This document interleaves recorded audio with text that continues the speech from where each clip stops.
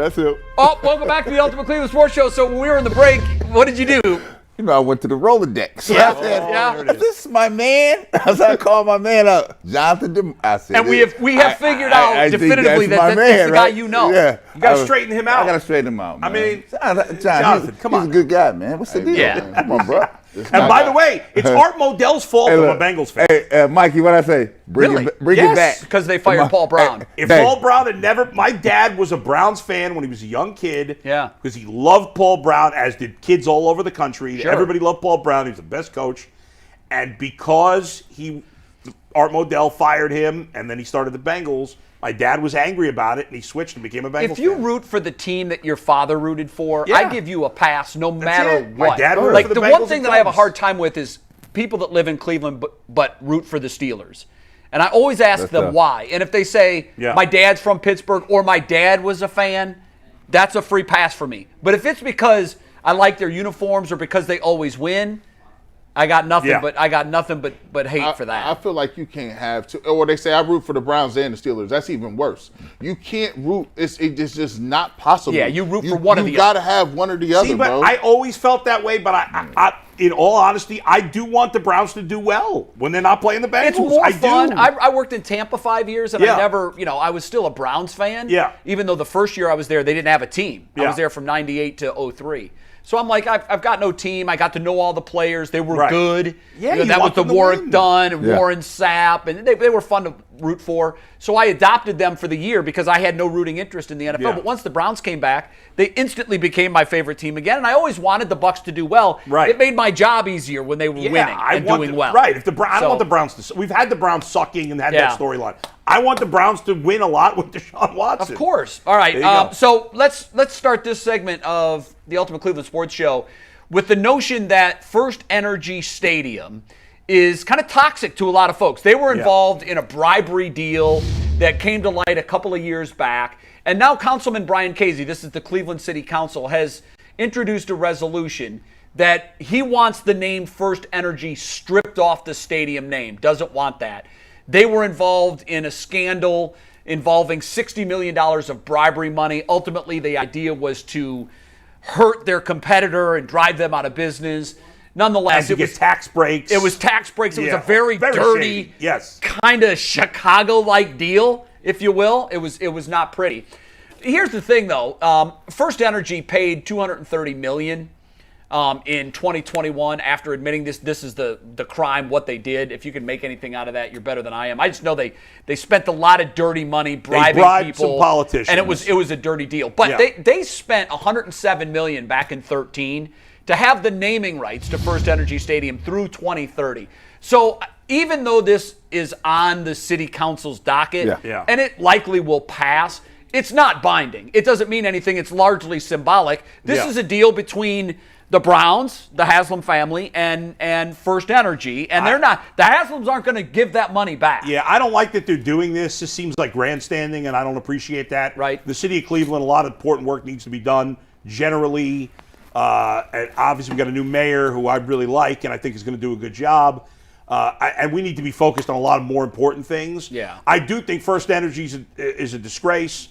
This idea, the statements put out by both FirstEnergy and the Browns over the weekend were flat out embarrassing, saying they're doing all this stuff in the community, about whatever. They're bad. They did. This is awful what they did, and I don't want to call it this. I'm going to just call it Cleveland Brown Stadium, and that's whatever. Yeah. But what's the point of this resolution when they have no ability to change it? It's a waste of time. I mean, listen. I applaud this. The city council, if they're not going to do nothing about it, and they're going to keep the name.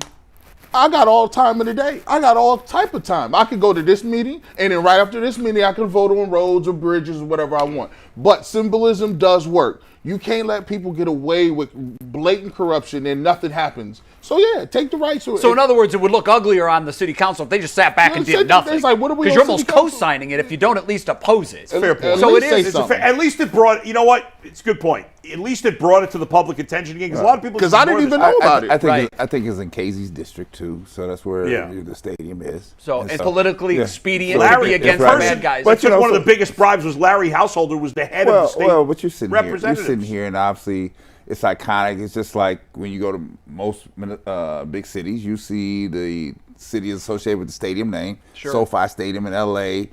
Staples used to be out in L.A. I mean, so you would know Yankee Stadium. Well, not Yankee Stadium because I think like Fenway, Wrigley. There's very few that haven't succumbed to the naming. To the big naming. So to your point, though, the Browns are not going to give the money back, right? No. It's Do you already, think they'll rename it? It's already fact. Well, if somebody pays more. Right? Yeah, like, so here's the They deal. should be trying to do that. I imagine if the Browns wanted, and you're the mayor, so tell me if I'm off base here. If the Browns came to the decision that we don't like this because it is dirty and it reflects negatively on us, Right.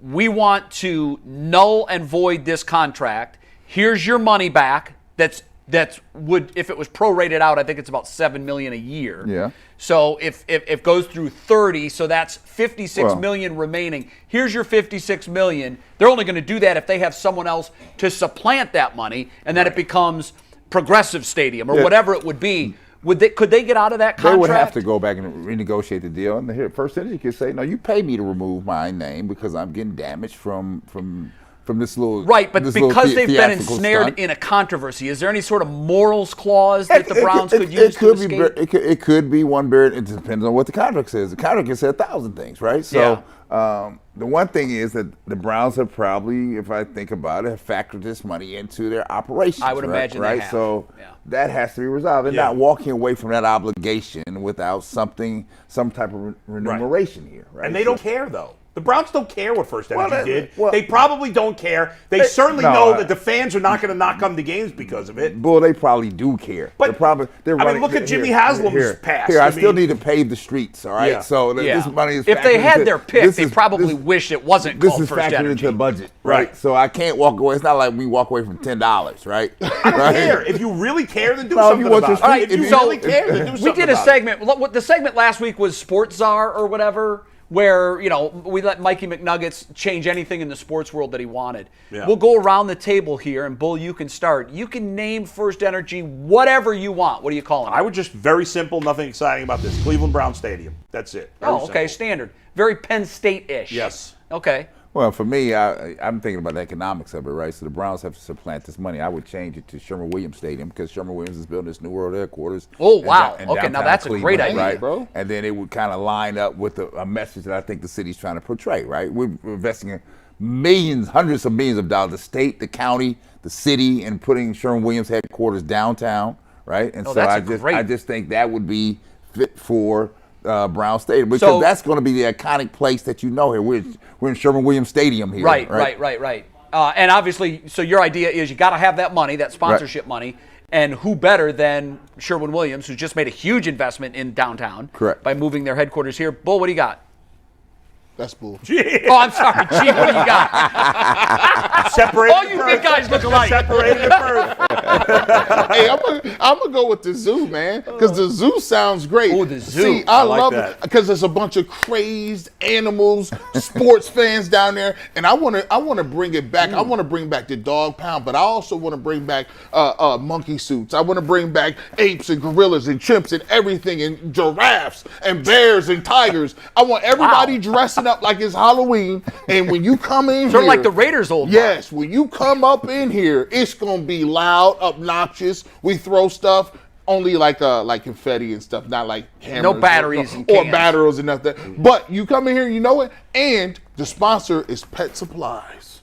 So Pet Supply Zoo Stadium. Pet Supply Zoo. Yeah, I don't want. So something like that is so cool. I don't want a sponsor name. The zoo. Yeah, that's it. Welcome to the zoo. Welcome to the zoo. Other teams, after it becomes a thing, they're looking at their schedule. Oh, damn, we got to go to the zoo in December. Right. Like, who wants to go to the zoo in December? Nobody. The Bengals have to come to the zoo and on the jungle. Monday Night Football. Well, and the Bengals have the jungle.